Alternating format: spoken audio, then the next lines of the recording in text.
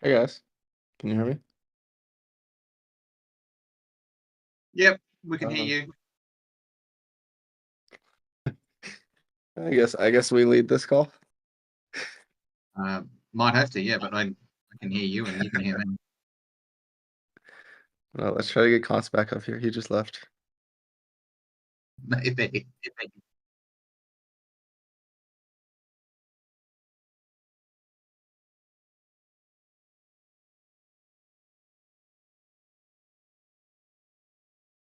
Nah, still nothing, boss.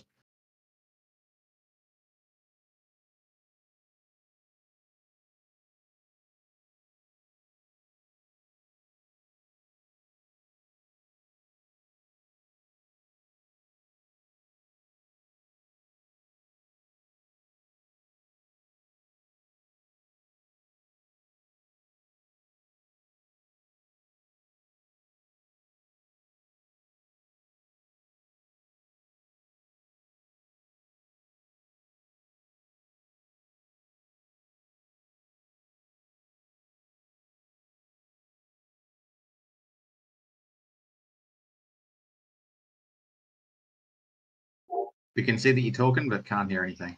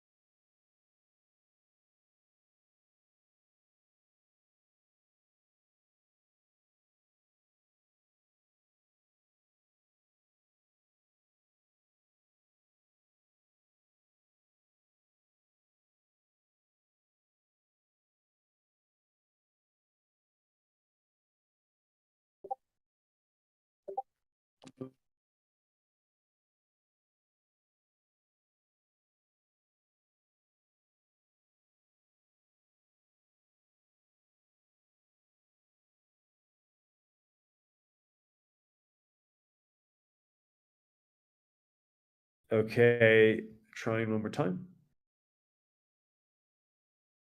Works. Okay, there we are. Oh, wow. Holy crap. So I had to kill my Discord and then reboot it. And there was a nice 10 upgrades or updates that needed to be downloaded. Apologies to the crowd here for that. Those that were on stage before, you're welcome to come up on stage again. But let's get to it. Fantastic, everyone. So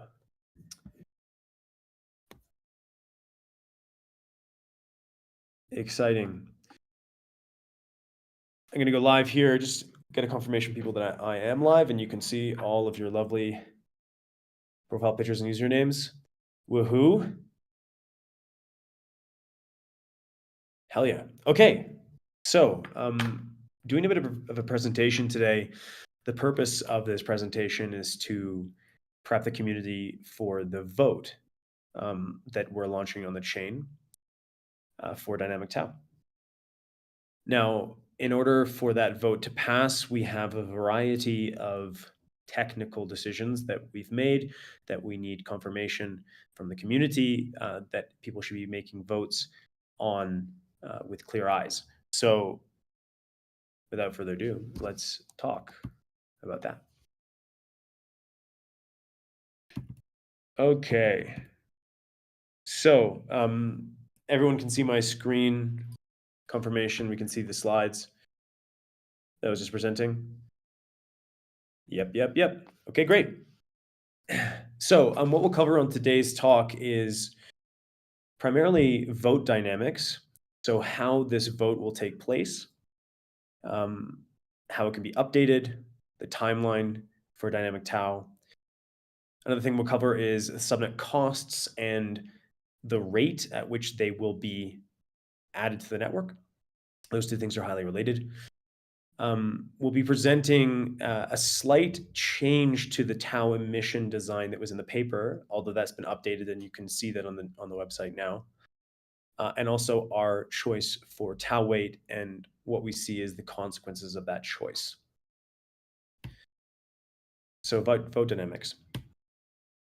We will start the vote via triumvirate pseudo key call, where the upgrade, which you can see if you'd like to on this GitHub link, I'll share in the chat afterwards, includes all of the major updates. This is on testnet right now, so you can also interact with what is being voted for on testnet. The dynamics for the vote occur like this. We push an upgrade via the triumvirate, and we have 6 days to pass that vote. If 7 of the 12 votes are in favor of that upgrade going through, noting that abstains are rejects, the triumvirate has the option to trigger the upgrade. Now, we can choose not to trigger that upgrade, at which point we would, if for instance, we have a change we'd like to make, we would have to trigger the voting process again, and another 6 days would have to pass. The goal of the 6 days is to receive feedback on the design and potentially take that feedback and turn it into additions to the upgrade that then get passed through the vote process again. So in the earliest, it'll be sometime next Thursday or Friday that Dynamic TAO is launched on the chain. So if it is a Friday, prepare to be working over the weekend. If you're a developer for one of the teams in the ecosystem, as well as at OTF, let's take a look at what that looks like. So today is Thursday. Sometime after this call and early Friday, we will push the upgrade vote, which will require 7 of 12 votes. In 6 days, that upgrade will go on to main, and we are then in a Dynamic TAO environment. That's if the vote clears with 7 of 12. And again, abstains are no ops. If we are asked to make edits, we will take those edits into consideration based on the votes, and we will upgrade the code base and then go for a vote again. So This process can continue indefinitely until the relevant parties are happy. We hope they're happy with the design as it is today, but we don't want to upgrade the chain until we have all of the votes that we require. Let's talk about subnet rate and cost. This is one of the most important design decisions for the network because it tells us about how quickly BitTensor is likely to grow in the next year and the year after that, between halvings and into infinity.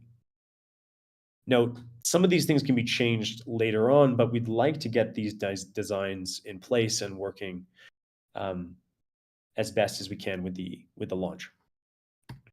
So a couple points. Our choice of subnet halving time is the rate at which the cost drops back down to its original price after a registration. Our choice is 38,888 blocks and 38,880 blocks, or roughly 5.4 days. So this means that on average, a new subnet will enter the ecosystem every 5.5 days. The consequence of this design choice is that after the year, around the first halving next year, there'll be 128 subnets on BitTensor. So we'll be doubling from 64 to 128 early 2026. The rate will double from every 1 in 5 days, every 5 days, to 2 every 5 days, expected 128 per year until the next halving. So on the halving, the rate at which subnets are being created will double, and double again on the halving after that. So we'll roughly have 2,500 subnets in 10 years. Here we are with a chart of this showcasing this rate with the next 3 halvings over the next 10 years. So that's 2035 in the future. The rate doubles during each halving. We use the block emission to increase this value over time. Subnet cost is something that many people are asking me about specifically, but I don't have a good number to give because it really is determined by the rate and the demand. So no change will be made to the cost dynamics, which halves on successful registration. So the registration cost will be the same design as it is today. However, the min cost will be reduced to 10 tau. Note, this is a burn. So the pool is initialized at 10 tau, and 0 outstanding, regardless of lock size. It's an important dynamic. I'm just going to check back with the channel to see if people are hearing everything's good. Everything's good, guys. You can follow along with the presentation. All good. Great. Awesome. Okay. So this is what the cost would look like at the halving sometime in 2026. Because if we assume that there is a steady demand for the registration and the rate is increased by 2, the cost should roughly halve.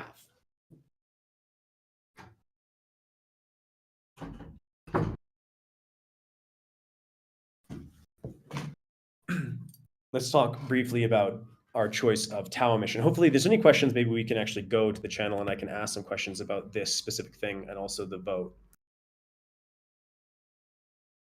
So the min burn is 10. That's one question I'm seeing in the chat.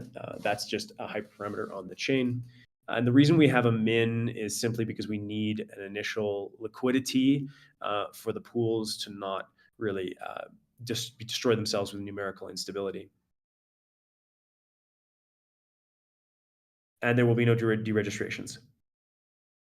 The max reg rate is going to be similar to that rate MOG. So the max reg rate is going to be every 1 per day. So technically, we could actually have more than what we're seeing, but the supply and demand should make the rate match what you saw in that graph. Tau emission. So instead of using the reserves of the pools, which was previously suggested, we're using an EMA of the price, an exponential moving average of the price, to determine the tau emission for a subnet. I'll go through the specific design and code in the following slide. This parameter is super important because it affects how quickly your current price can affect your tau emission. So a lower or a slower EMA makes it more difficult to increase your tau emission with price. A faster one allows us to manipulate that price faster. So this design for tau emission, as I explained in a previous talk, is something that we know that we can change in a way that doesn't affect the majority of prices of the subnet tokens. And this is very interesting because it allows us to, in the future, become incredibly sophisticated about the way that we inject tau emission. It also means that if there are, in the future, some people that attempt to manipulate tau emission, we can intercede via an upgrade and fix that design. But we're pretty happy with this design as it is. So tau emission will not change the 21 million cap, and it will not change. It will not be interrupted. So we're expecting the halvings to occur at exactly the moments that we would normally expect them with tau emission. This is the raw code design, and some people will notice the fact that tau in is no longer being cut or constrained on low prices. This is something that we've learned via the testnet that we think is positive. And the consequence is that if the sum of the prices of the subnets does drop below 1, there is actually a convergence, an asymptote back to a summation of 1, just as a consequence of this design that you're seeing on screen. This is important because we don't want to have a runaway of prices dropping to 0. So we also believe this is like the most fair emission schedule for the subnets themselves. Regarding the exponential moving average, what you're looking at here would be a simulated price for a subnet, quite ruggy, but definitely up and to the right, which is positive. And you can see 3 lines showcasing the different moving averages choices and also the suggested blue line that we have. This is over a year. The consequences of this EMA are the following. It's 3 to the negative E6. It takes about 30 days for, if you started at a price of 0 and we're at a price of 1, it would take 30 days to reach 0.5 and roughly 3.5 months to reach 90% of your price. You can see what that looks like in the blue line, which is the suggested on the chart. The reason we picked such a slow EMA is so that it was difficult for parties to quickly manipulate the prices of their pools to gain tau emission. It's sort of a slow movement. But the reason we do want to use price rather than tau reserve is that it allows for subnets that are born later, after a year or so, to still reach reasonable amounts of liquidity in dTAO. Another consequence of this is that subnets that disappear or have cascading drops in their price slowly lose tau emission, and we're not putting tau into the low price subnets, which sort of acts like an issuer that is using the market dynamics to select where tau should go. Now, I want to make it really clear that we intend to update this over time as we see fit, so that that should be clear for subnet owners that they shouldn't be attempting to manipulate or game this design. Instead, we will be designing it so that it's best for the outcome of tau. Okay, let's talk about alpha operations, which we're just calling subnet tokens alpha now. Many people have noticed. There's a few operations that people can perform. So actually, well, one high level note here is that we've reduced by 10x the testnet cost from 500,000 RAU to 50,000 RAU, or 5 cents per operation, which is sufficiently small to allow people to really interact with the chain after the launch. Alpha can obviously be swapped the tau via the liquidity pool. Alpha can also be moved from one hotkey to another within inside of subnet. So if you are a miner that has attained alpha during your mining operations, you can move that to a validator to accrue dividends. Alpha can also be transferred from one cold key to another cold key and a different hotkey through the pool.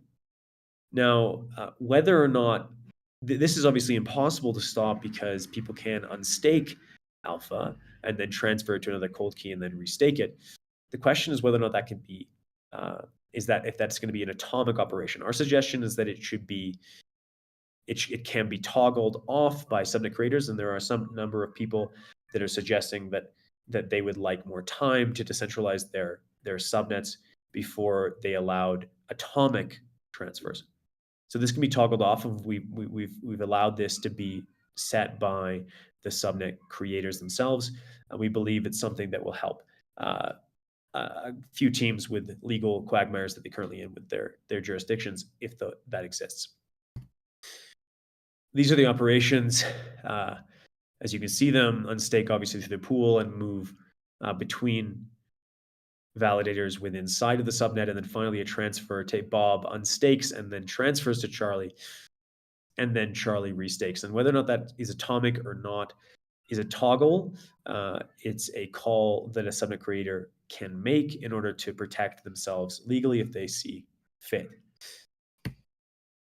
Root dividends. So we investigated for a long while about whether or not it would be optimal for BitTensor and good for the long-term success of the ecosystem and the subnets themselves if we took root dividends and made them claimable. One of the consequences of claimable alpha dividends was that it's somewhat more complex technically and expensive for the chain, about 6 times as expensive for BitTensor's chain to make claimable alpha rewards. Possible, and we will continue to look to see if it is possible in the future to upgrade the chain and allow root dividends to be claimed in alpha tokens.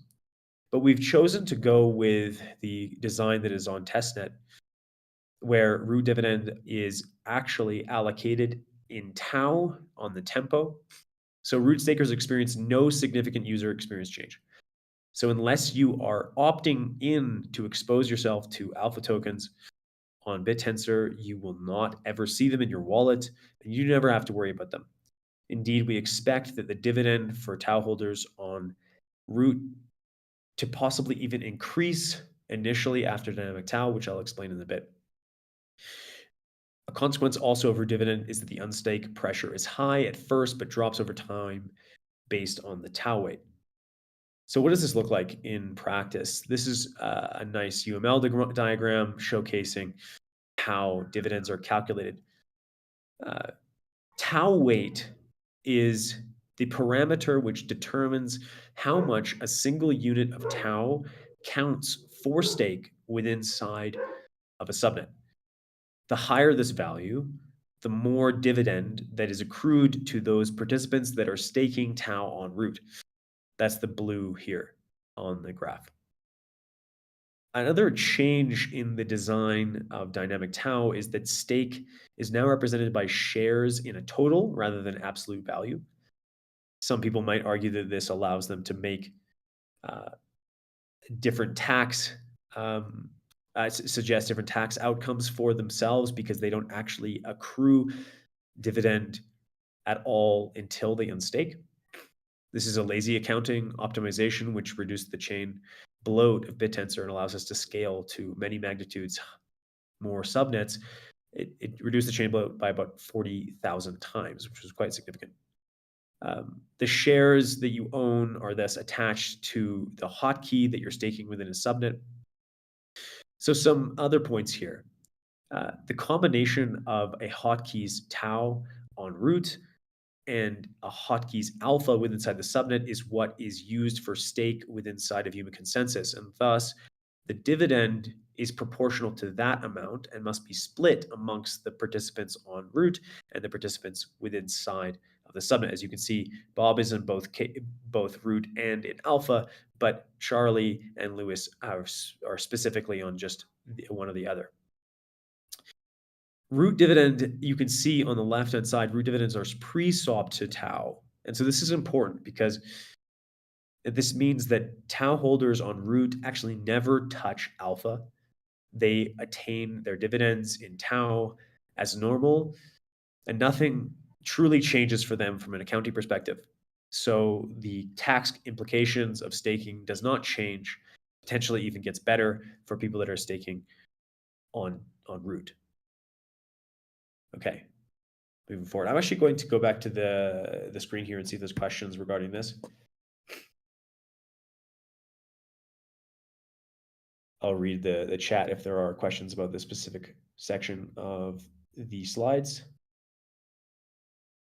Lots of people typing.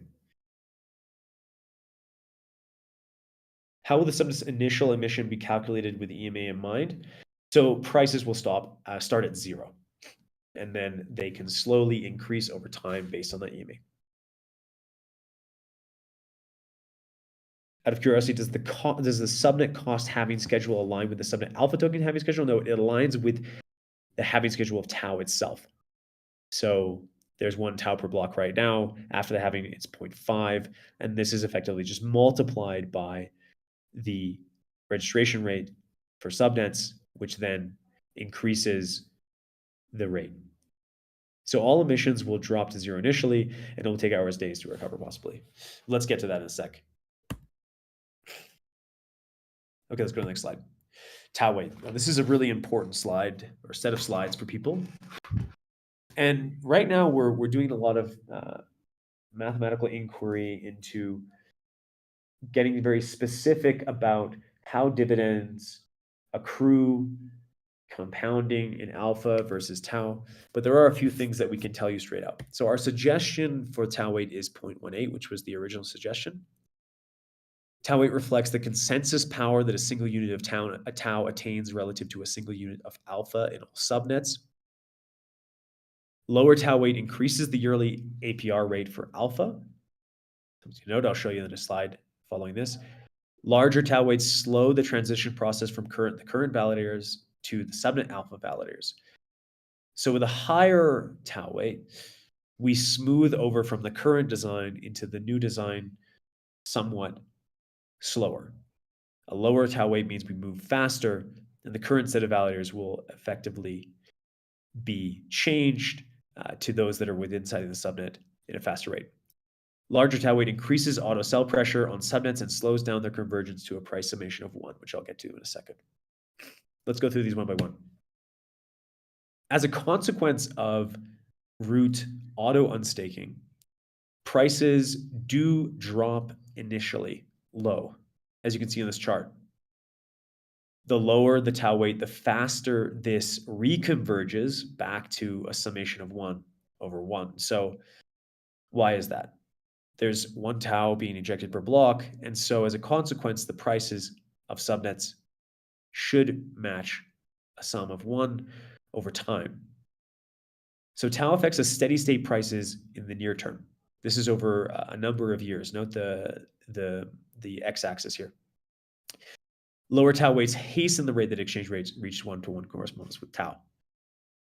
Note that this is assuming absolutely no buy and sell pressure on the tau weights themselves, so on the subnets themselves. So the actual market dynamic will exist above this foundation.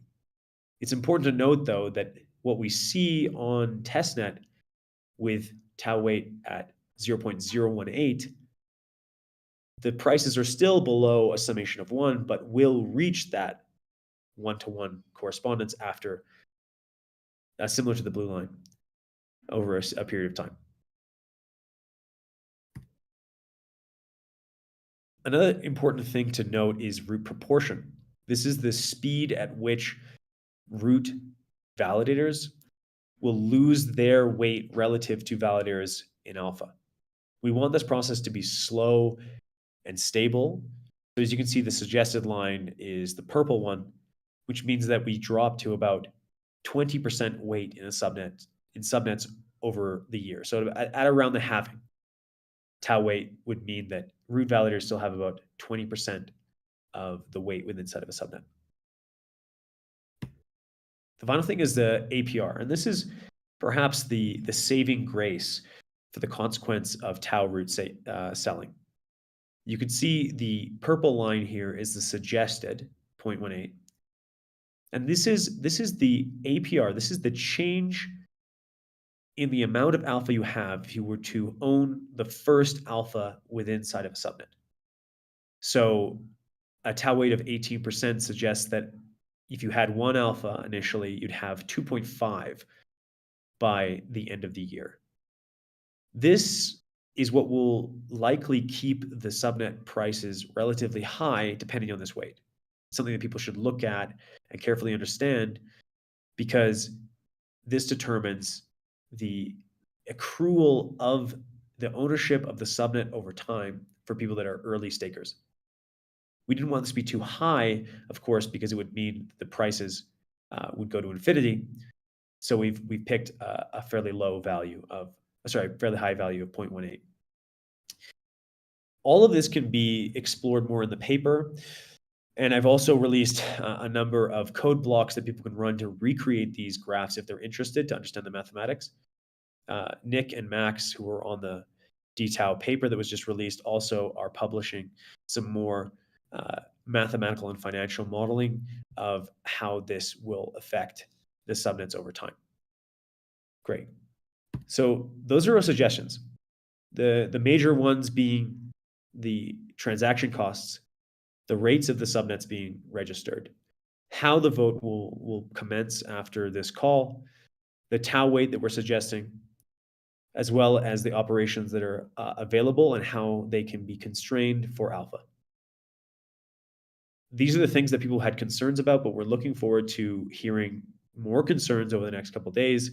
And if there is consensus, making changes to these designs before dynamic tau goes live. Thanks, everyone. That's it. Let's go back here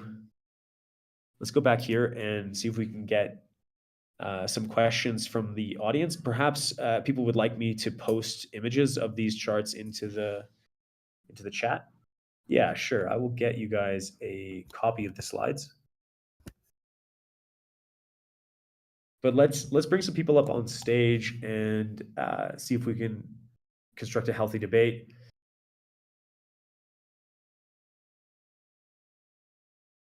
I'm going to bring some important people up here.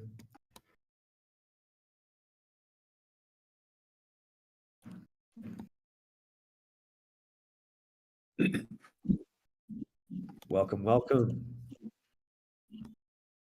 Yo, yo. Hi, Ron. Good to be here. Thank you. I'm privileged to be considered important. I don't think I'm that important, but I did raise my hand for a question. What's your question, Matt? So my first question, just to make sure I'm understanding this all, my understanding is that all existing stake that's being delegated to validators is going to be automatically transferred to root, right? So, will this have like a short-term immediate drop-off for subnet emissions and incentives for, miners and subnet participants if all this stake is now, being automatically transferred to root network? So first of all, Matt, across all of the subnets, the amount of tau injection will always be 1. So there isn't a drop off. Prices will be difficult to, it's difficult for me to know what the price will be because it really will depend upon the steady state market here. But to answer your question, no, emission will not go to 0.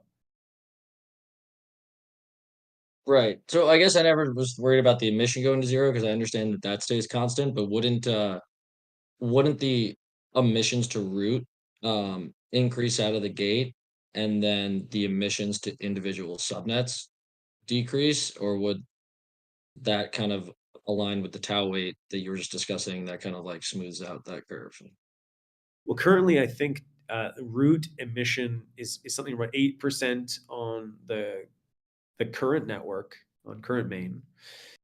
There won't be any burn that goes to root. So subnet emissions, quote unquote, tau in across the subnets, tau in emission across the subnets will actually go up immediately. Interesting. Okay. I think I'm understanding. Thank you. Thanks, Matt.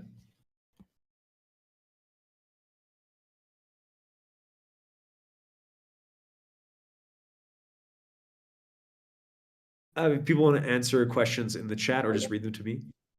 Yeah, I was just going to say about the APR, as it's going up and seems to be a popular thing. I think there has to be a little bit of a narrative change from APR, because obviously APR is an annual figure, and normally people look at APR as what they can expect. And I think everything we're learning about these charts and what will happen is that you won't be able to predict your future APR based on what's happened. I think the only APR people should start to look at is what they've actually made, given their choices. And there'll be so many individual choices as to where you place your stake, how you interact with subnets or not, which subnets you back, which validator you're with and aligned with. The APR as an overall generalized touted around figure. I think what Const is showing there is it's just a shift in balance rather than a predicted APR that you might be getting. Because I think people have got very excited by triple figure numbers there, and I can see it ending up all over Twitter tomorrow. Indeed, I perhaps misspoke and need to be more careful with what is meant there. And also, this is a very specific calculation. It is when calculating APR. It is if you own the first alpha, how many alpha would you have at the end of the year, just if you held that on a subnet? It doesn't say anything about the price expectation or the exchange rate expectation of that subnet to tau. Right?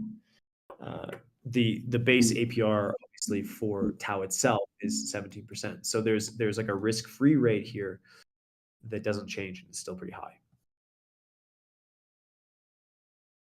It's also worth noting that if the subnet exchange rates explode, so if they end up going above 1, the consequence actually is that Root's APR increases because they're cutting out of that price, if that makes sense. And Mog, it's not for all alpha, it's just for the first alpha token. That's the key difference here. Yeah, but I know what the chart meant. I just saw. I know you were in jest with 600%, but I know how very easily people cling on to these figures, and I kind of feel something we're trying to do, even to this point of saying validator APR, which I know a lot of people put a lot of value in now. And obviously, you can look at a validator APR on any of our sites, invest in that validator, and the validator can turn off all their hardware tomorrow or perform badly or whatever, and it's no longer an APR. So I would like people to push the shift towards APR is an annualized figure you can say on based on what you made in the last year, or you can take your previous week or month or days earnings and multiply that by 365 or whatever.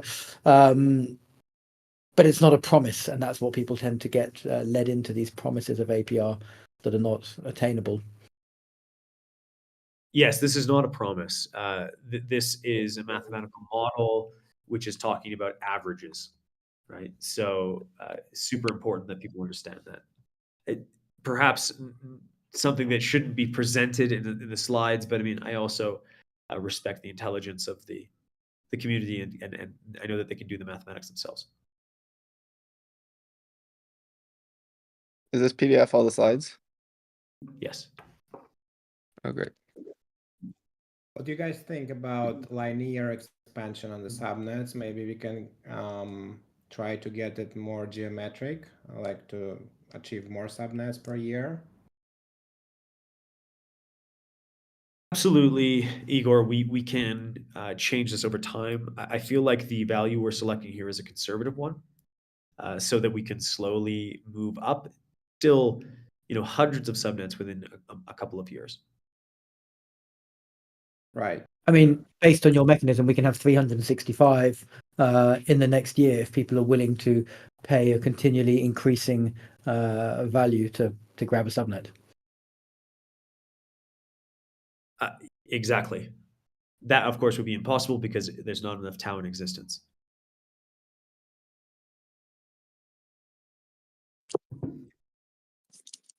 So Jake, in one of your PowerPoint slides, the tau weight exchange rate, it shows the sum of subnet exchange rates would probably be around 0.5 at the beginning of dTAO.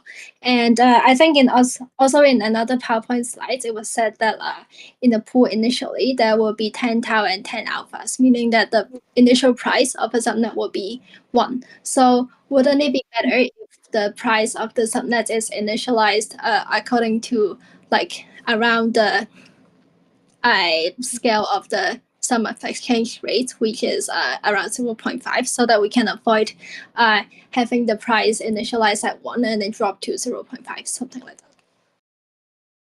that. Yes, there is added complexity there because that exchange rate that you see on that chart is really with respect to no other effects in the network, right? So it also would change as the number of subnets increases. And so it's not easy for us to calculate that and also to set that without the amount of alpha that we select into the pool potentially being gamed by further and further registrations. So just for simplicity and consistency on behalf of subnet creators, we just using a standard amount. Okay.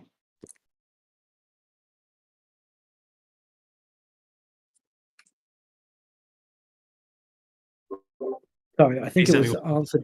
Sorry, in the comments earlier, but I missed it. If I register a subnet for more than 10 tau, let's say the price is 50 tau, It's purely is that putting more into the initial liquidity, or is that 10 goes in and the rest is just burned, recycled, burned? Okay. Yeah. And the reason for this answer to that question is the same answer to Isabella. It's simply about making things incredibly consistent across the ecosystem so that there's no weirdness. Okay, yeah, makes sense. Thank you. Can I just clarify one last time for all subnet owners about all of their tau getting reimbursed from the law costs except for, is it 10 tau now? Exactly. With the exception of 10 tau.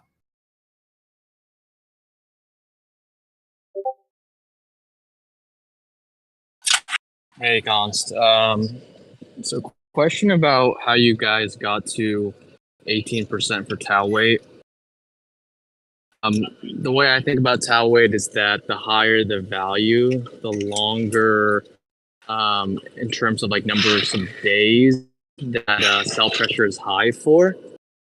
And so one of the points on a slide that you had was like larger tau weight slows the transition process from current validator to subnet and alpha. I don't really understand this point. I mean, it feels like a fair or like a safe bet to make that current validators will also be subnet validators. And I'm not sure what type of like malicious potential there is from like a validator or somebody acquiring a lot of stake early on up in an alpha and then acting maliciously when it comes to validating, because again, I think the subnet validators will likely be existing validators. So I don't know, could you convince me why tau weight shouldn't just be like half of what 18% is? So like set to maybe like 9%, just to make this whole painful period of root network auto dumping shorter. It's a very good question. Why not a quarter of 18%? Why not a 10th or 100th? Like why root weight at all? So the overlapping period, I'll just put the chart here into the chat again so people can see it. And if you could bring it up in the chat, you can see that there's an inflection point at tau weight of 18%, which is about month 5 or 4 months in, so to speak, roughly, more or less 4 months in. We're giving ourselves 4 months transition period before the alpha validator overtakes the current root validators. I think that's a sufficient amount of time for it to be smooth.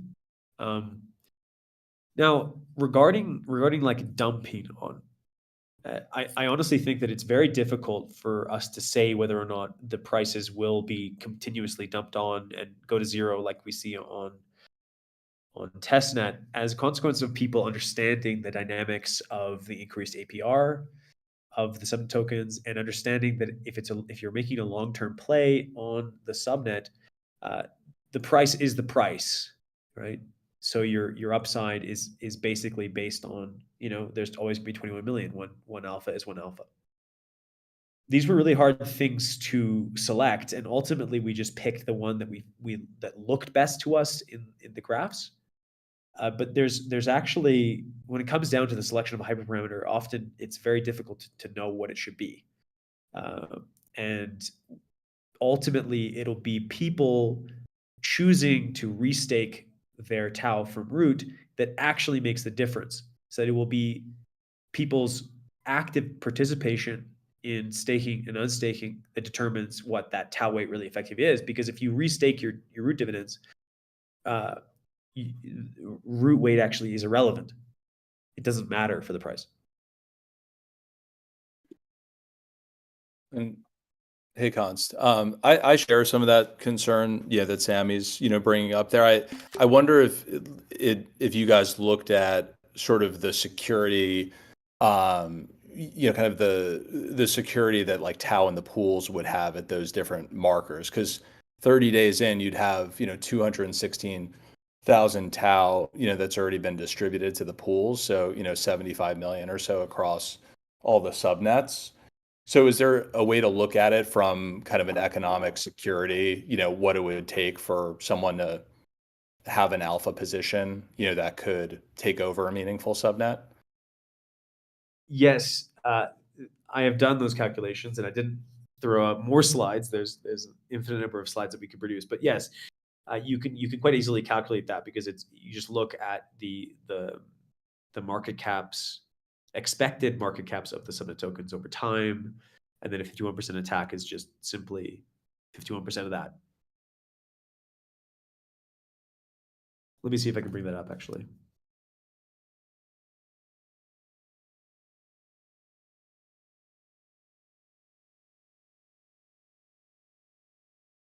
While I'm looking for that though, please continue to ask questions.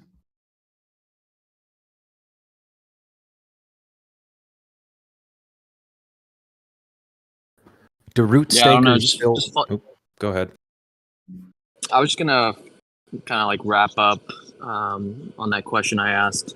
Sorry, Keith, but yeah, 4 months seems like a very long time for this transition from like root validation to subnet specific validators. Again, I think the subnet specific validators are either going to be existing validators or the subnet owners themselves.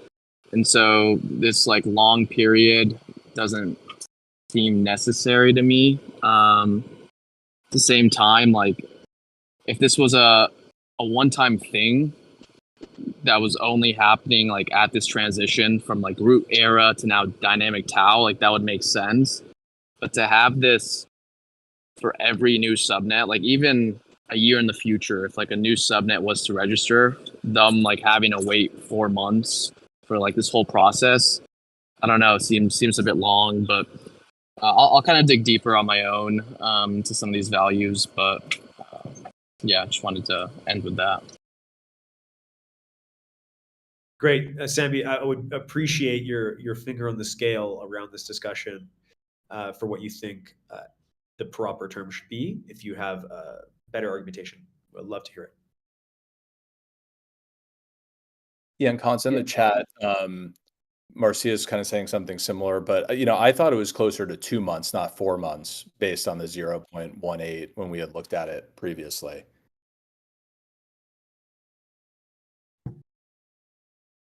Yeah, I'd have to get the exact number for you, Dave, but you can see it in the graph that the numbers are not lying there. It's simply the inflection point on the purple line. Okay. There's another element of tau weight, which maybe I've misunderstood, but I really hope I haven't, which is as a validator, for instance, if I have, for example, 100K staked to me on root and I'm present on subnet 1. But then I also have 10K staked to me as alpha on subnet 1. My weight as a validator on that subnet includes the calculation for tau weight. So my tau is actually worth less in terms of my UMA consensus weight per se. So my subnet weight would be not 100K for the root tau, but let's say 18 for this example, plus the 10 that I had as alpha, so it would be 28. So having more alpha stake actually gives you more consensus versus root on a subnet. Am I correct in thinking this? Exactly. Yeah. It's the combination of the two. Yeah. Couple of quick ones that I'm hoping didn't get answered when I briefly lost internet. With the discussion on subnet owners being able to disable transfers, is it worth looking at having transfers just disabled by default, and then subnet owners just enable them if they want? This way, subnets that need them disabled from start remain compliant in doing so. Also, second thing is just when you say burnt for the excess amounts of the tau and the registration, is that burnt, gone for good, or just recycled like normal? Burnt, gone for good. But okay, so a reduction of the total 21 million. No, actually, sorry, you're right. Properly recycled, because it actually just reduced the total issuance. Okay, cool. And then the transfers?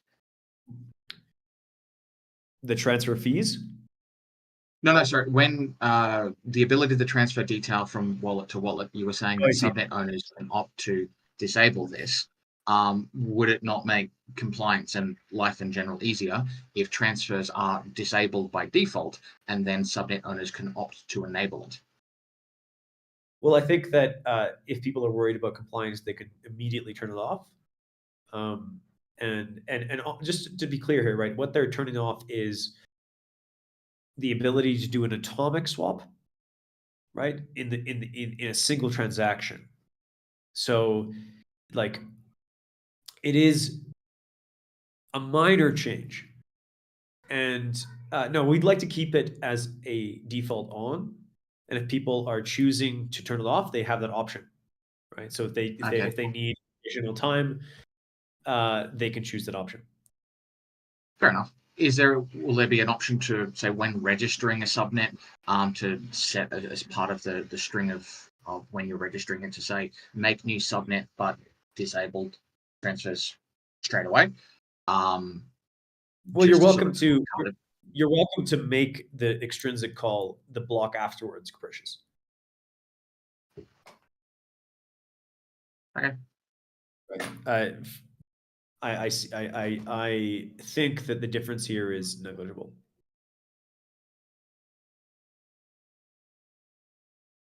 Vyun made a PR to start it off with disabled.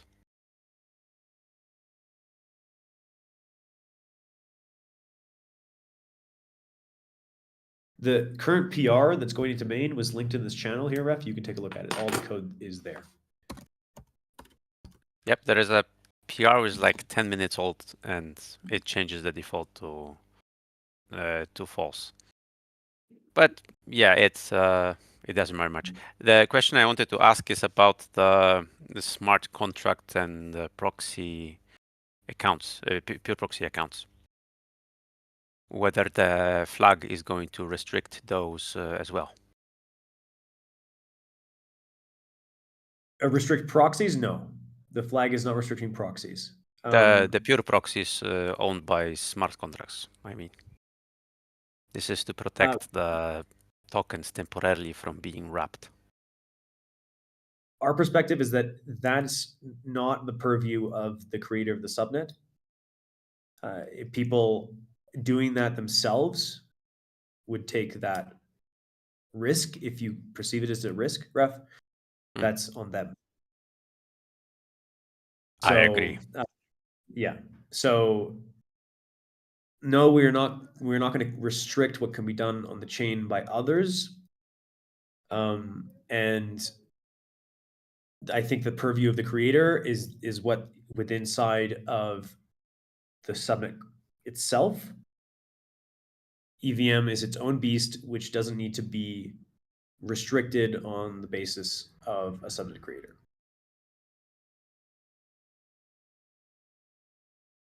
That's my perspective here. Now, again, it's important to note that we will be taking suggestions, and if there is sufficient argumentation to go one way or another, we will change. You are our masters. Yep, I filed a suggestion to change that one temporarily, of course.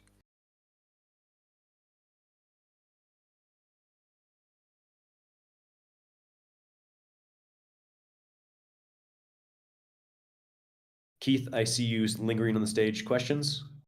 Comments? Yeah. Do the root stakers still have the opt-in for alpha tokens as opposed to receiving tau? We chose to go with no on that because for a few reasons. One is it's 5 times as expensive for the BitTensor blockchain to do that for a variety of reasons. As far as we could do in terms of implementation, it was just extremely expensive. It required 3 additional triple maps on BitTensor. There's a lot of additional complexity in the design that would be subject to error on behalf of the developers. No matter how good we are, we're happy. We didn't think there's any errors, but complex, very complex. Additionally, it did require either people to have an additional operation that they'd have to perform to claim their operations, their rewards, their dividends, or the chain would have to do it automatically on a rolling cycle, which would affect the way in which the root dividends would have consequence on the price.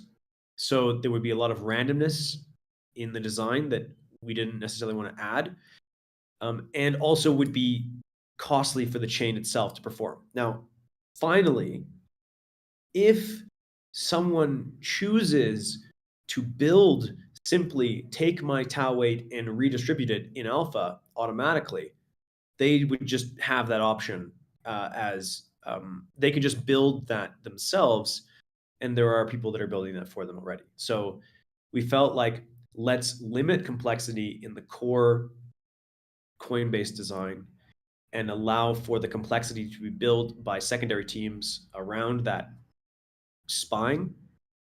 Now, in the future, if there is sufficient demand for this, and we think that it will actually reduce chain costs to implement it, and potentially if we can do it in a more elegant manner, we can do this after the fact. So we can actually upgrade the chain and introduce that at a later date. Does that answer your question, Keith? That was our perspective. Yeah, makes sense. I got a second question around the subnet cost.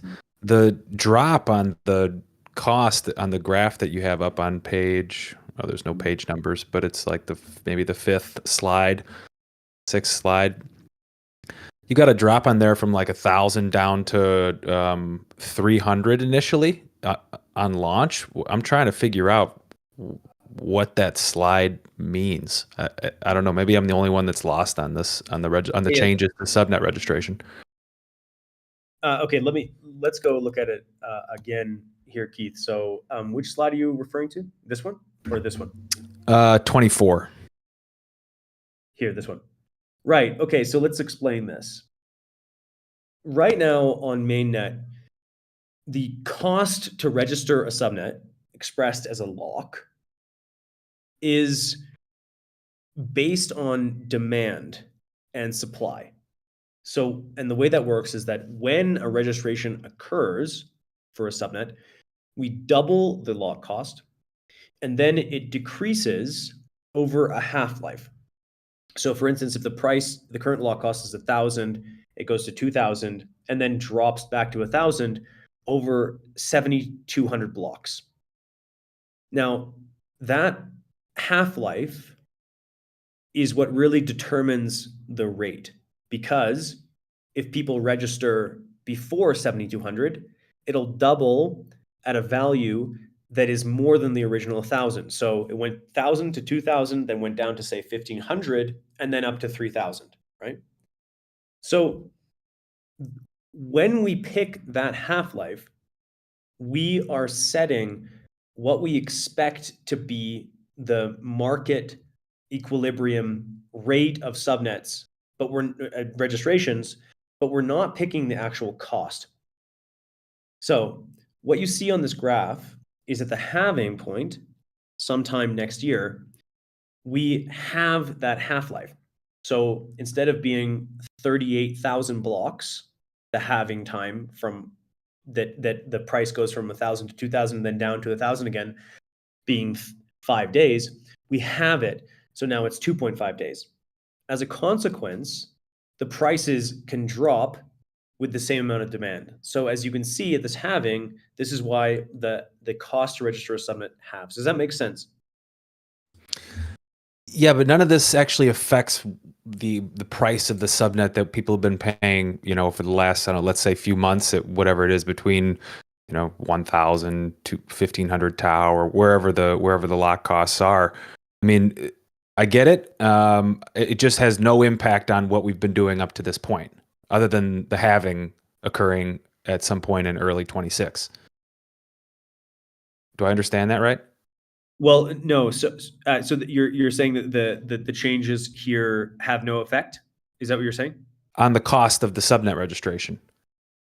No, they will. So there are a couple things that will change the cost. Number one, it's no longer a lock, it's a burn. So the lock cost currently on mainnet is determined in many ways by people's expectation of the fact that they'll get the lock cost back when dTAO launches, right? So people are willing to lock a lot more. When it moves to a burn, people know that TAO is no longer accessible to them at any point in the future and therefore won't be willing to pay as much. Another thing that will affect that price is the fact that there's 64 slots limit on BitTensor, which means that if you get deregistered, you go to register again with your same lock. There's a limited number of slots.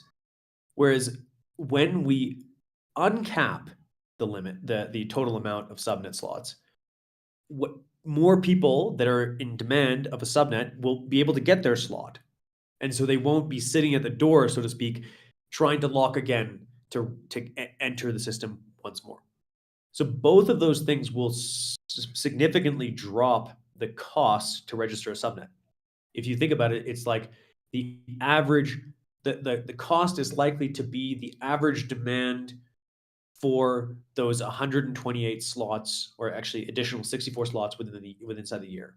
So if you had N teams and they'd all be willing to pay X amount, you take the median value, or so it's like, well, the top 64 values and sum them. That would be the expected lock cost.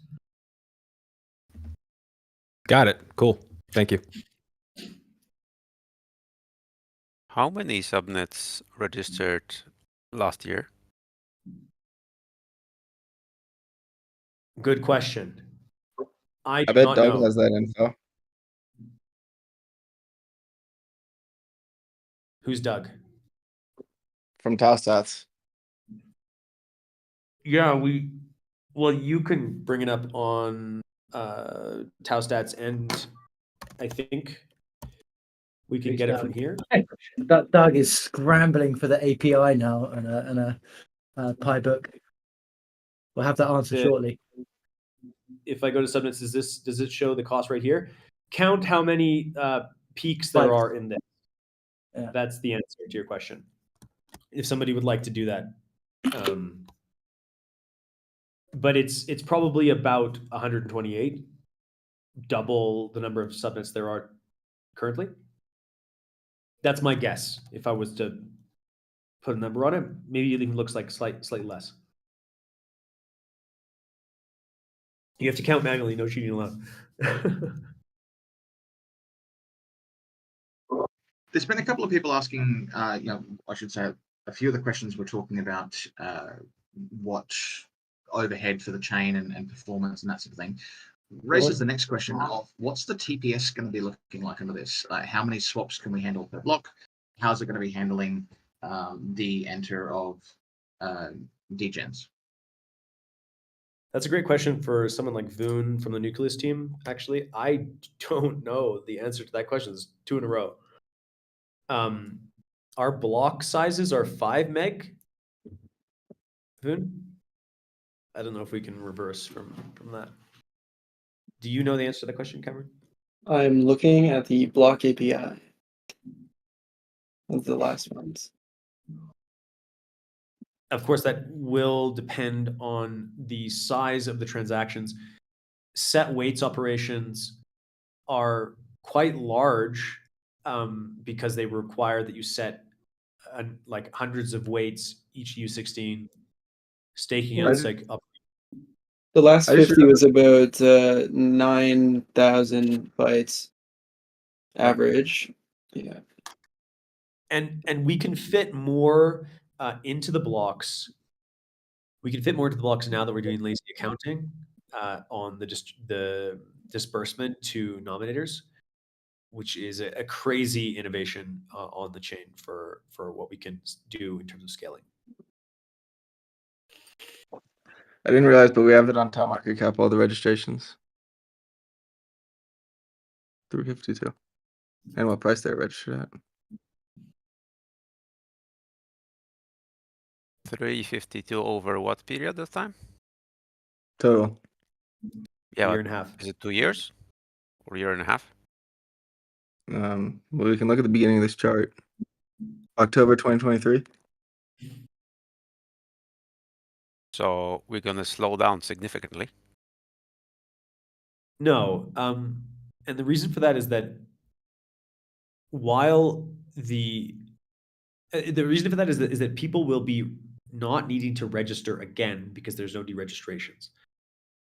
A number of people have deregistered and then re-registered their subnet. So that's taken out of the design. Well, we will slow down if you slow down the halving for the yes, cost. The rate of subnet creation is slowed down, but the absolute number of subnets will increase.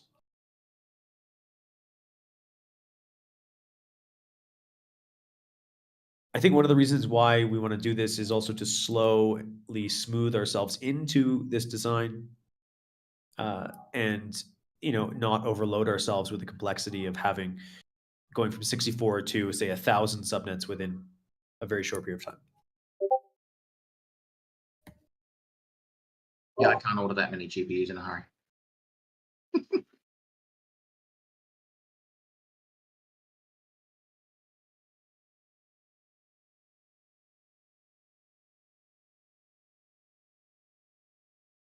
Mike says, don't you think that's a bit slow? Mike, we can take your suggestions. You do have a validator slot.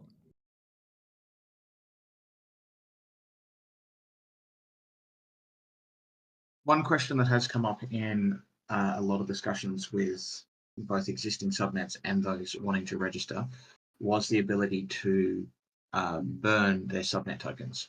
Apparently, this discussion is still ongoing in Church of Rao. Is there any closer to a decision there?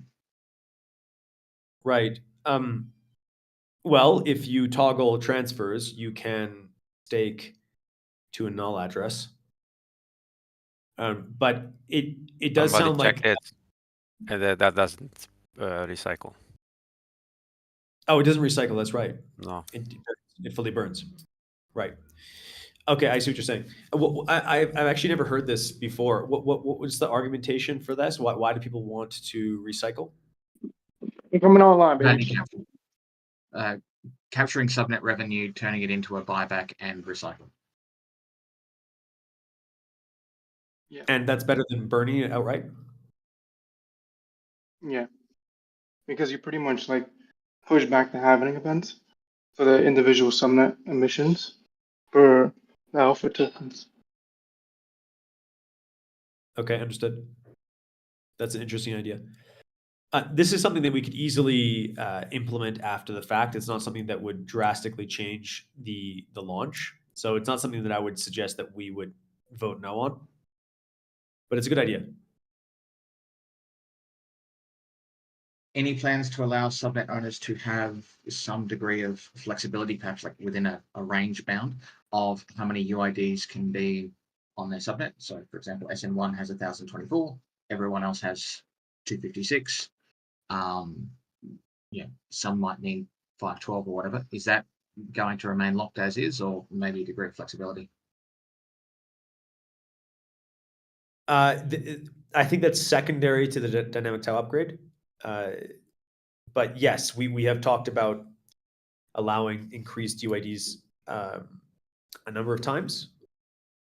It simply has been put on the back burner in terms of a development. But yes, like I think again, one of those things that we can easily add to the design post dynamic tau doesn't affect anything we're talking about today.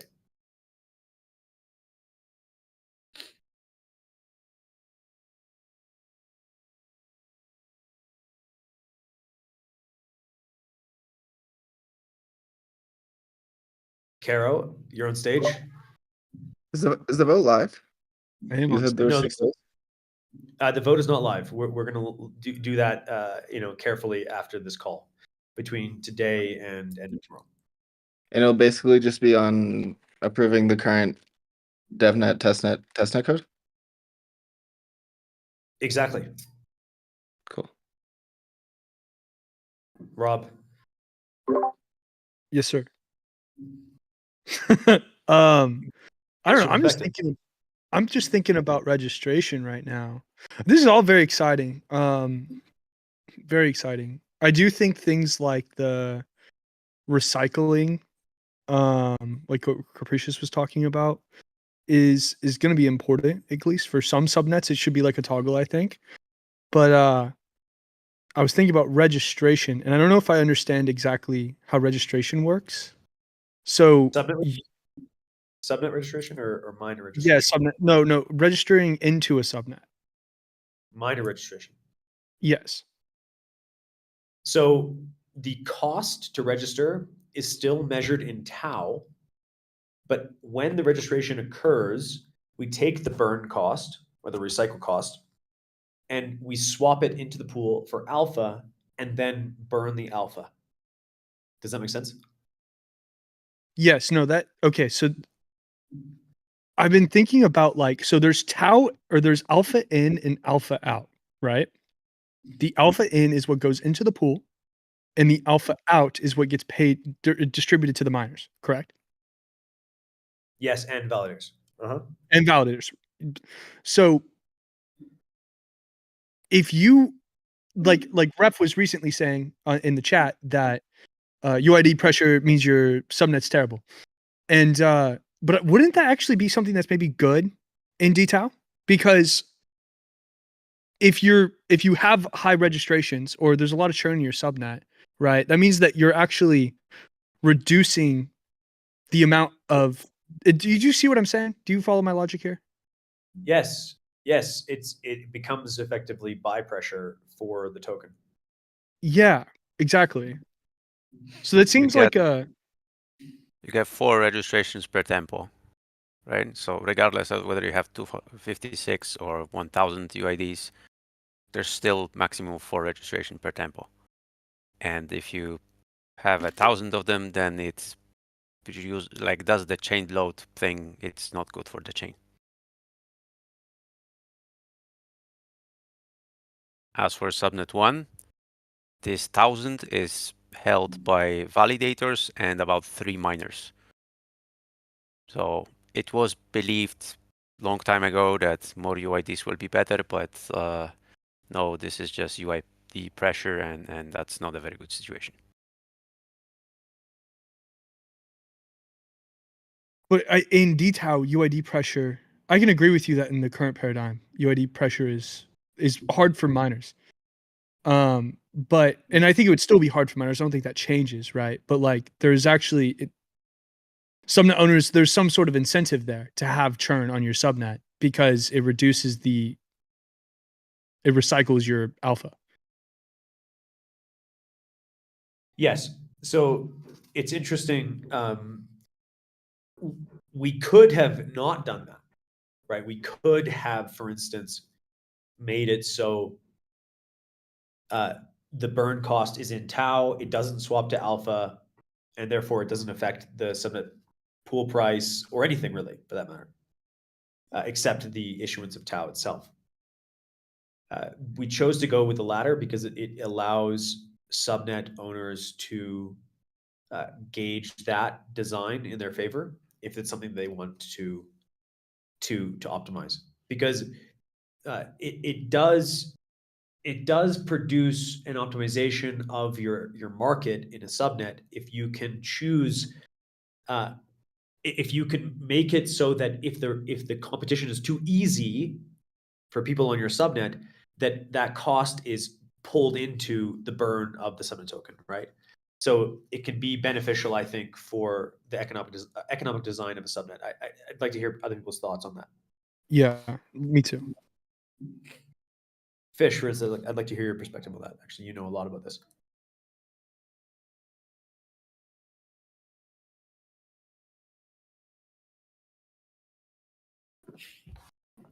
Or others, if anybody else wants to come up on Does stage. anyone have any thoughts?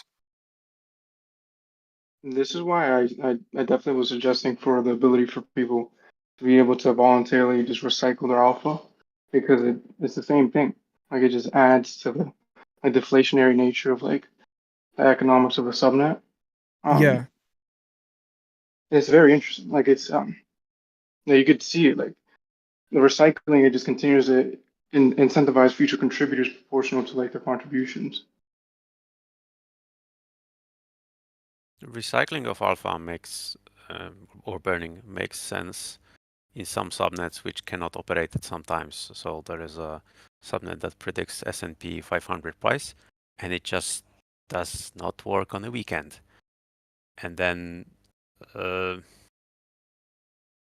no, the compute subnets could benefit from some horizontal scaling. So what compute subnets do is they allow miners to host many GPUs or many servers on one UID, or on in my case in 3 UIDs, right? So we had like up to 22,000 executors, and about 60 UIDs were active. So that is not a problem. There is a subnet, I forgot which one it was, that had all of the miner UIDs were from the same cold key. This like UID pressure is not a good design, because then a small validator, as it was proven by Fish accidentally at some time ago, a small validator having like 5% of stake can give a 0 weight to a top miner, and that miner gets deregistered. This is not a good design. This is not how UMA should work. UMA generally tolerates bad actors that have less than 50% stake, and here if someone has 5% stake and can ruin somebody's life, that is not something that should happen. So subnets should generally have a not flat incentive curve. One of the reasons. There's other reasons as well. But don't you think that there's an incentive in dTAO to have something like churn? I mean, yeah, you can manipulate the price, right? If you set the registration price high and then convince some people to go and burn some tau, so add it to the left side of the liquidity pool and don't get anything on the right side of the liquidity pool, then great, then your perceived price increases, and then we can add burning of the alpha tokens. So whatever people earn, we can burn that as well, and then increase the price even further, right? Caro, when you're saying burning is a good thing by registrations, it's essentially the same thing if you're forcing people to burn as you just burning a percentage of the miner emissions, like allocating to a burn UID. So I'm not I'm saying that this is a good thing, right? I was just thinking during the progression of the call that on subnets with UID pressure, right? That is there.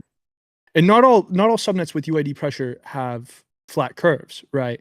There could be a lot of reasons why there's like UID pressure there, right? It could be because there's a lot of competition as well. And so how is that going, like what I was thinking about is how is that going to affect the pools themselves, right?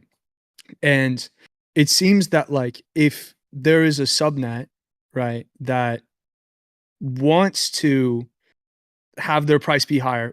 I can't honestly think of why you would want to have a high price subnet, but like let's just suppose for a moment that you did.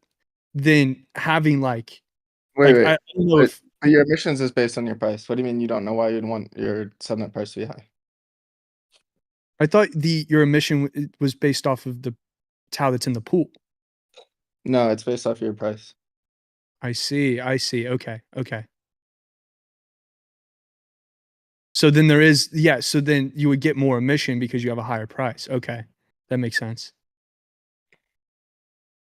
Huh. I don't know. We'll have to see how this plays out. I mean, you know, I think that this sort of thing will happen organically, like just because there are subnets with UID pressure. But I don't know. I mean, I guess it's kind of like ETH as well, where it's like it has some inflationary pressure, like as the staking API or whatever. And then there's like fee burning. So it's like the deflationary pressure. So it keeps things very stable. Yep. It's based on demand of the smart contracts. So in this case, it would just be demand for like registering keys and then like let's say revenue being recycled. Interesting. Thank you. Rob, if you look at the screen, you can see the suggested tau emission design. Asterisks here, right? There are some amazing designers in the ecosystem like Igor, for instance, that are working with me to design better and better versions of this, what you're seeing on the screen. So this is subject to change, and it's okay because we don't affect the prices with the injection. So we leave that to our liberty. But as you can see, right, we're using the EMA, we're using your relative EMA price as tauing. Very cool. Yeah, and the EMA is the one here. So it does make it so it's very difficult for a team to affect their price with low liquidity. They actually have to maintain it to get even 50% of the price that they have for 30 days, right? So especially with root dividends, sell pressure, it's very difficult to just maintain an arbitrarily high price that's not actually based on the market equilibrium of your subnet.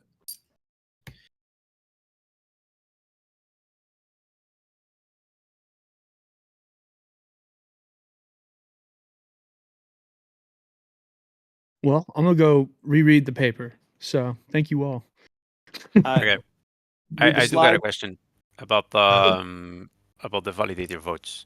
So a few months in, when the block in which UMA is calculated will be coming up, someone could theoretically take some tau and stake it into the subnet to strengthen its validator's position in terms of how much alpha it has, and then after the block, when Yuma calculates his thing, taking into account the higher weight, he can take it off and put it in another subnet, and then keep moving it between the subnets to increase their effective stake, right? Yes, absolutely. And you know, but at core, it's very difficult to move that amount of tau as a consequence of the market being liquid, right? So people can just dump on your amount of tau if you would do that, right? So it's not easy to manipulate the prices without putting a fairly large amount of tau at risk. Right. So if I can see someone doing that, as soon as they buy, I can sell, and when they sell, I rug them. Right? Okay. Yes, if people are trying to do that, yes, yeah, that's exactly what people would likely do.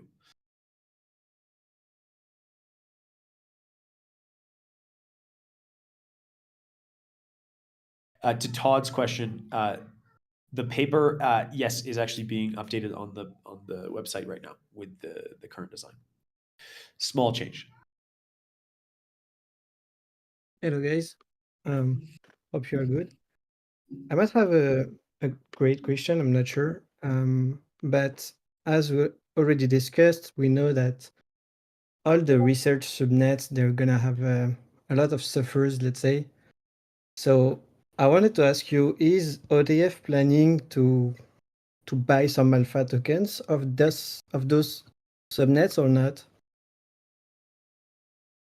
So OTF doesn't have much tau.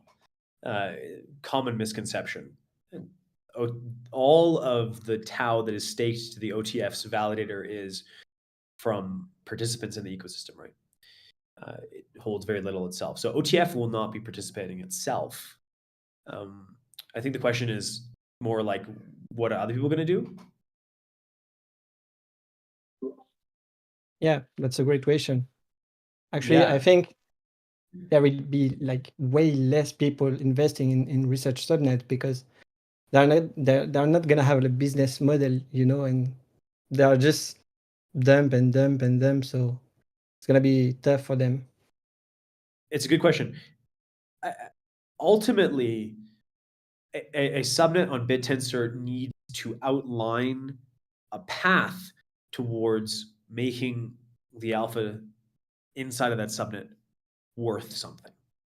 If it doesn't have that path, even if it's a long-term path, if it doesn't have any long-term path, then yes, it probably will not exist on BitTensor. But subnets like, for instance, 9 on BitTensor is a good example.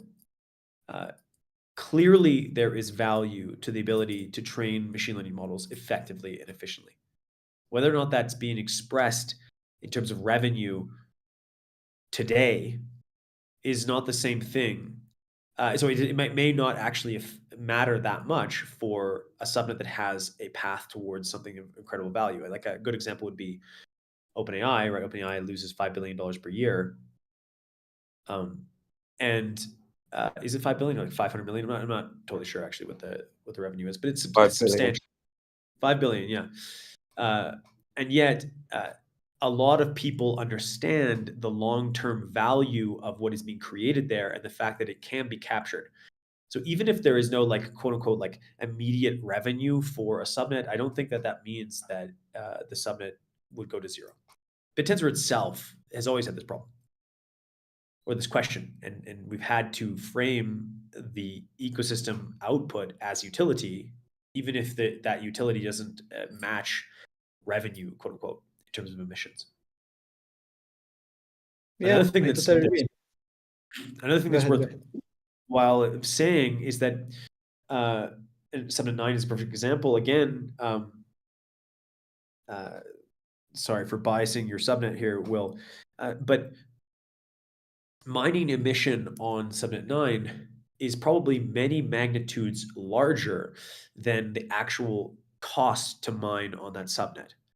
I think TensorPlex spent 50 grand to take the subnet for like multiple months and take the top slot. That's probably changed.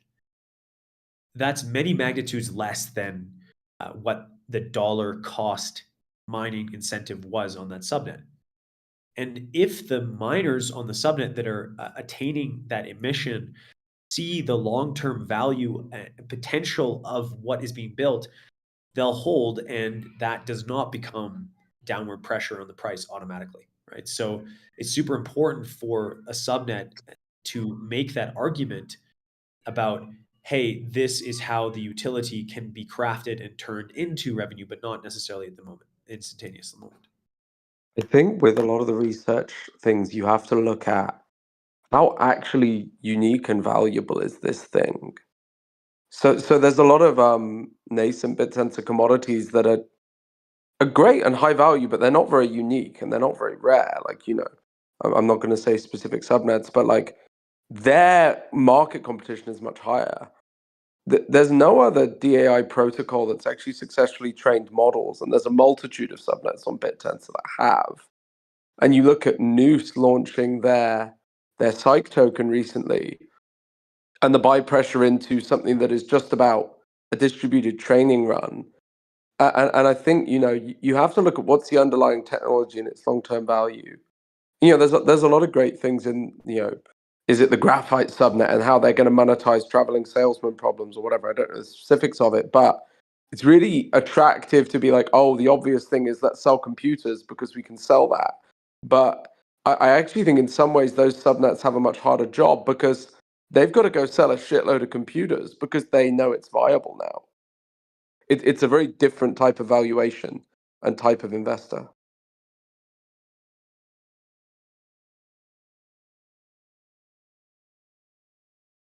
Very good point, Will. Yeah, also token utility is important.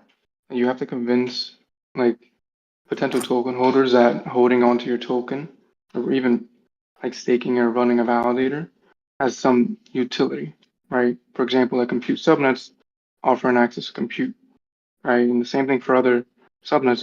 They can even research specific, right? The model still applies. One thing that I think that subnet owners should think about right now, and I've said this to a number of them on calls, is what is the base cost to run the subnet? Is it like the number of synthetics that are piped through in order to do validation? And if that amount is too high, up until now, the cost has just been borne on BitTensor itself, but the cost in terms of running those synthetics will now be on the subnet. So it'll be very important for subnet owners to craft the validation system so that it's not overly expensive on behalf of their network, just the right amount to create the right amount of value or do the right amount of work so that they can showcase what they're doing and the system stays together and works as a functioning economy, but no more, right? Because, for instance, just running endless inferences over machines for no reason will be, just needlessly computationally expensive and costly for the miners. I mean, Caro, you probably have a lot to say on this point because you've been working at length to make this balance work. I'd like to hear your perspective there, Rob, on how you're going to manage that. And same with Fish as well, and Ref actually. Yeah, so we've been working really hard to make the Targon API where anyone can go permissionlessly deploy a model onto the subnet and then inference from there. We recently got integrated with OpenRouter. We've done about 800 million tokens today in organic volume. And one of the things that's really the priority for us right now is making sure that the subnet is stable enough and able to provide, the uptime and the speed required to be able to move to the paid models on OpenRouter. So once we're able to do, paid models on OpenRouter, we're really starting to compete with some of the biggest companies in the world, like biggest AI companies like Together AI. We processed more organic tokens on R1 distilled these past couple of days than they have. And, that really just demonstrates the power of that BitTensor has. You just change the environment and it's like a living organism. It just completely reorients itself to maximally provide this thing that you're trying to produce. And so once we're able to participate in the paid models and are performant enough to be routed traffic, I think that something that would be really cool is writing a smart contract or something like that OpenRouter can send USDC to or some value to that paid out, and we can put that back into the subnet so it's automatic, right? And it's early days on this still, but really promising stuff, and I think that we're pretty close to it. I know some other subnets are pretty close to it, and so it's a really exciting time. Fish, I'd like to hear your perspective as well on like subnet economics, or how you imagine it going into detail. Yeah, all subnet owners should be thinking about this. I'm honestly really excited that the prerogative of most subnets from now on won't be just basically let miners spend as endless amount of money as possible just to produce the best result to the synthetic query that nobody uses. So we need to balance that out with revenue to the subnet or value in some way. Otherwise, people will obviously just decrease the synthetics and find more ways of judging quality rather than quantity. Especially ways that don't require like hundreds of GPUs or something. And so on Subnet 51, that's relevant because right now people are just running as many GPUs as possible as is profitable, basically.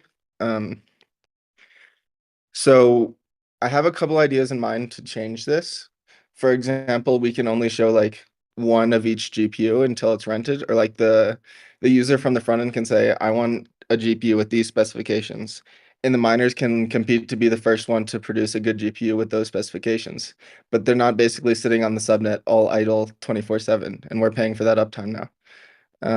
Another thing would be we only put the miner emissions through the subnet that actually comes through us in revenue at a maximum.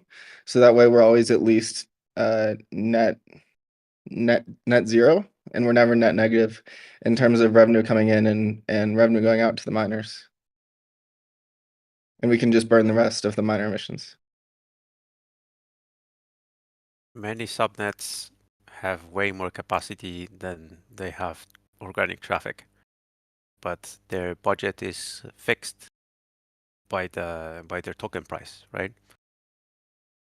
And so they keep overpaying the miners, and they keep so the miners compete with each other because they have the budget, and then it all goes to waste. This is not good for TAO community in general, but there was no way to incentivize people to stop it.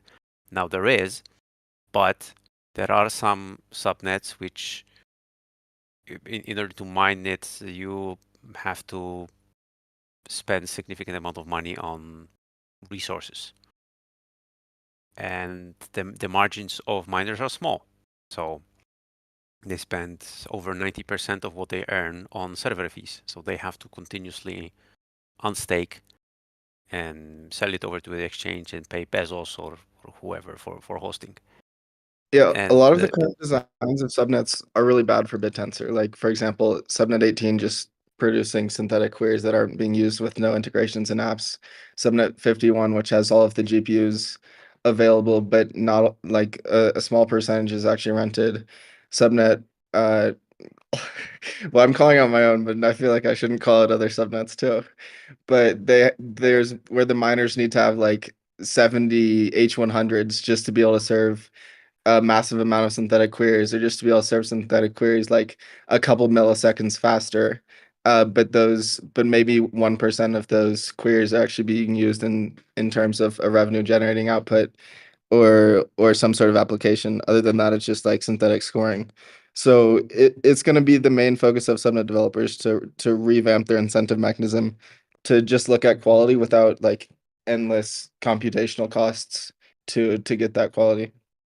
Okay, but have you actually tried doing it and reworked the subnet incentive mechanism to prevent this from happening without the support of burning or like recycling alpha?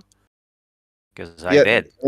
That's not an easy task. I don't think it is possible, and I think all the compute and inference subnets are gonna go hurt.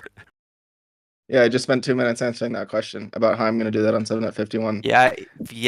I've listened to those, and I went through those, and I went through some others. But subnets which don't have those costs are going to win. And I think maybe adding the burning for the release might actually be a necessity in order to protect all the inference and compute subnets. Yeah, of course. We should absolutely let owners burn some amount of their minor emissions if they're being overpaid in minor emissions. But Ref, you opposed that when I said that in Church of Vow, I think just today. I mean, we did discuss it, and I eventually agreed with your point. I think this is something that we should do. And I think, like, the longer we talk about it, the more I realize we have to do it before the release. Yeah. Can I get a specific on what you're asking? Let there be a burn UID that, for example, we can just cycle all front-end revenue in terms of minor emissions and not pay out any more minor emissions than that, and then just set weights to the burn UID for anything more than that, so that you never pay out more in minor emissions than you're getting in revenue. I understand. So this is something that would have to be organized by the validators themselves, correct? And it would reduce. No, it's something that just needs to be set on chain, where you can set weights to a specific UID, and then in the run Coinbase or in the drain hotkey emissions, if it's that specific UID or that specific hotkey, it just gets burned or recycled or whatever. The TAO that's on that hotkey or UID. The alpha. Right. So just for miners. Correct. Well, it'd be great if it existed for everybody. But miners would be the most important way to start. I think when you start talking about burning validator emissions, it gets dangerous, because the entire reason we made the design with the root selling is to protect against Ponzi's, where people incentivize you to buy and hold the token. The root selling is important to push those tokens down. So if you're able to just burn all validator emissions, then you don't have the root selling feature, which is a sort of protection layer against Ponzi's on BitTensor. Yes. Yes. So validators on the subnet would have the option to burn minor emissions, but not validator emissions. Yeah, exactly. Yeah. Is anybody against that? Actually, if someone is against that and is on this meeting, speak up now, because we want to hear the other side.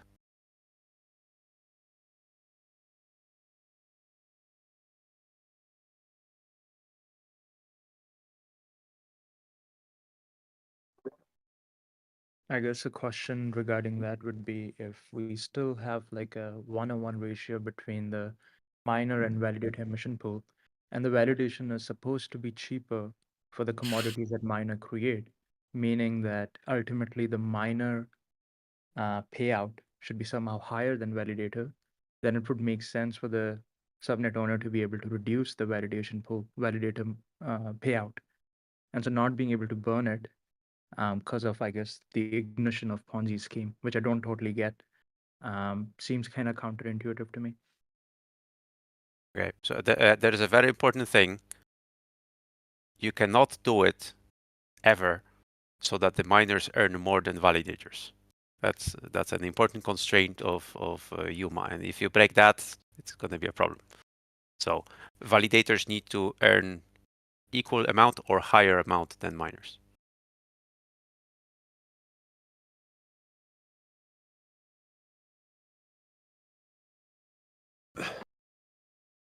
Okay, so Capricious and somebody else asks to rephrase it because they get lost in the exchange between me and Fish. So short version is we want to make it so that the validators can vote for a special UID that is not actually a miner, but it causes the incentive, so minor emissions, to be recycled rather than paid out. That's it.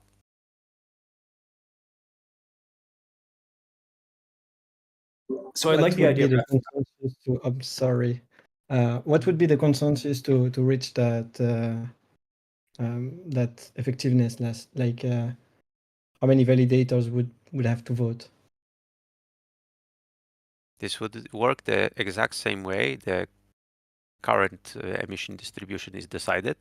So using hyperparameters and UMA. Yes.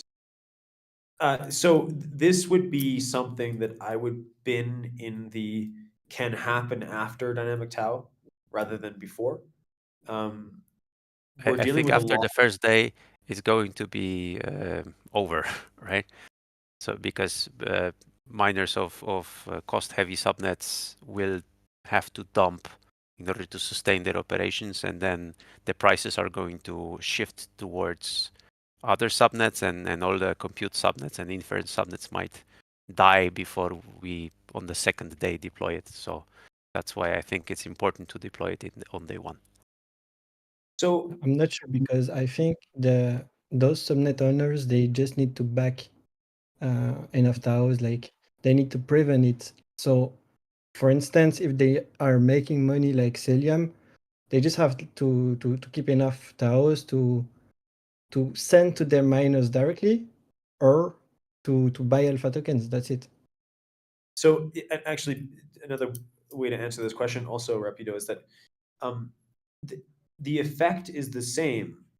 If you, the cell pressure on your subnet is the same amount, whether or not you, in dollar terms, whether or not you constrain your token emission or not. It's the same amount of cell pressure. Do you see? So you have to then just contract what you're supplying, is what you're saying. But I don't think that I'm not so sure that the way that you're thinking about it actually makes any sense. So you contract the supply to keep your price high, but then actually your price has to be decreased because you have to still pay the same amount to your miners if the synthetics are so high. Do you see, Fish? Oh, so we will lower the synthetics because we will lower the emission. They will not be able to provide 1,000 then you GPUs. They will only bring 100 because they won't be able to sustain 1,000. Then the solution is just to cap synthetics, right? So if you're trying to it's obvious. Just basically everyone should just turn off synthetics completely and just wait. I mean, like one per day to get the quality of all of the UIDs. Score them that way, set weights right there, and then you're like, okay, we have great quality, and then start trying to get integrations, and then with other apps, and then those are the only ones you should put through the subnet. So without needing to change the token economic design that is consistent across all subnets on BitTensor, you, as the subnet creator and the person that can change the validator code on behalf of the subnet, can just cap the number of synthetics. So if you want less cell pressure on your subnet, Fish, because you cannot afford it, then you should just cap the number of machines that people can bring.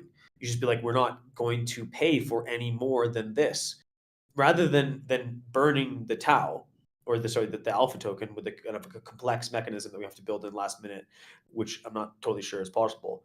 Just cap the amount of synthetics on your subnet, because it doesn't. You're by changing the economic design of your token, you're not actually affecting the underlying the cost basis for your miners.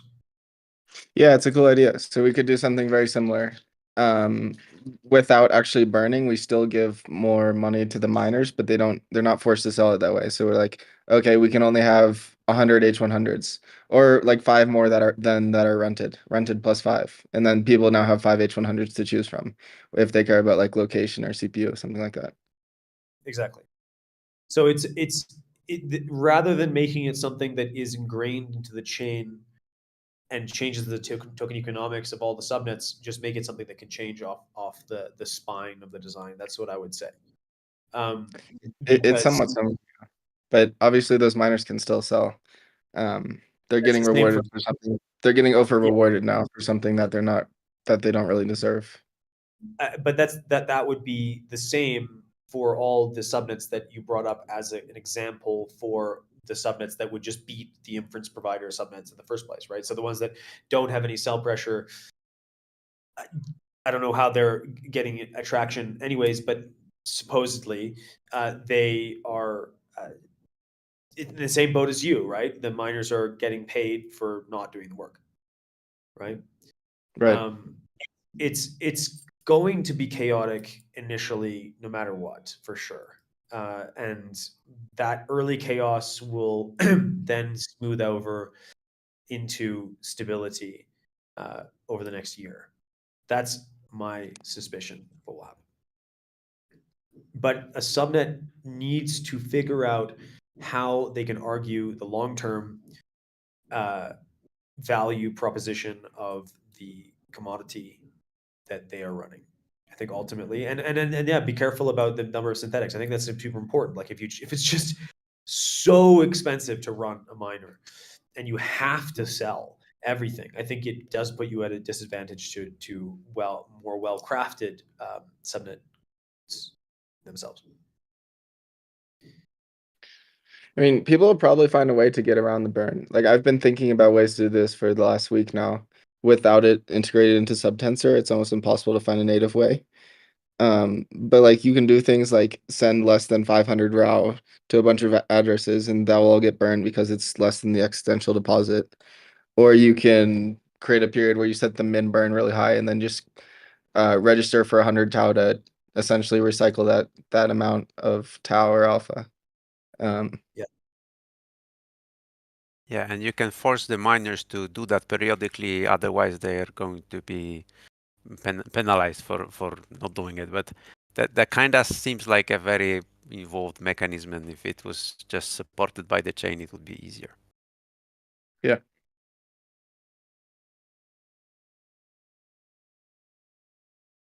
Fascinating. Scintillating. So delightful. So we are going to go and make this vote on the chain. There's a 6-day grace period for it going through or not. We need 7 of 12. Keith is one of those. Fish, you're one. Rob, I believe you're one. I'm certainly one. Mog is certainly one of those votes. Yuma is one. Polychain is another. Capricious is another vote. We also have Tau 5 voting. We have Tau Validator voting. We have Crucible voting. Who am I missing? I think that's it. Maybe not. There's probably one or two that I'm missing here. Apologies. So yes, maybe TensorPlex as well, and Rizzo, right? First tensor. Okay. How do we vote? I was in the Senate before. You can use the CLI. So it's BT CLI proposal underneath root. Root proposals you can use, and we'll put out a document tomorrow for people that do want to vote, and we'll see how that goes. And we'll also be here in the Discord to receive feedback. Also following Twitter, etc. When will the vote go live? Day and tomorrow. Cool. Great. Thanks everyone for coming to the call. It was fantastic. Really exciting. Thanks, Raf, for being on stage. Mog, Dr. P, Fish, Rapido, Igor, Gigesh, Message, Voon, Zoro, Nick, and Caro. Sorry, I totally butchered those names, but thank you, everyone. Thanks to you and congrats. Thanks, guys. Thank you. Yeah.